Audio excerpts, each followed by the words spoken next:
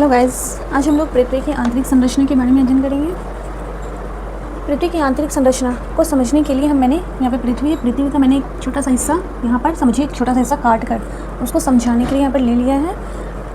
पृथ्वी की आंतरिक संरचना को 3 भागों में बांटा गया है। सबसे ऊपर का जो भाग है उसे भूपर्पटी कहते हैं। भूपर्पटी यानी क्रस्ट कहते हैं।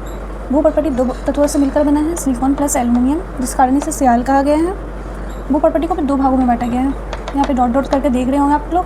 यहाँ पे 2 भागों में बांटा गया है, ऊपरी भूपर्पटी और निचली भूपर्पटी। ऊपरी भूपर्पटी की जो गहराई है वो 34 किलोमीटर है और निचली भूपर्पटी की गहराई है वो 100 किलोमीटर है।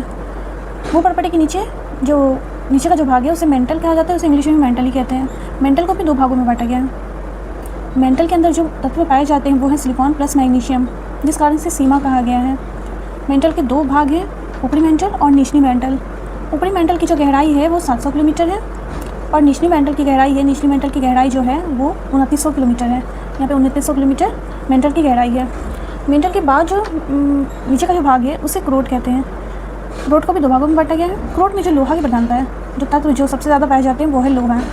क्रोट को भी 2 भागों में बांटा गया है। यहाँ पे डॉट डॉट करके आप देख रहे होंगे, मैंने कर दिया है ऊपरी क्रोट और निचली क्रोट। ऊपरी क्रोट की जो गहराई है वो 5120 किलोमीटर है और निचली क्रोट की जो गहराई है वो 6370 किलोमीटर है। अब भूपर्पटी और मेंटल को जो ये सीमा विभाजित कर रही है, ये जो लाइन विभाजित कर रही है, इस सीमा को क्या कहते हैं? इस सीमा को कहते हैं मोहो डिस्कंटिन्यूटी। इस सीमा को क्या कहते हैं? मोहो डिस्कंटिन्यूटी।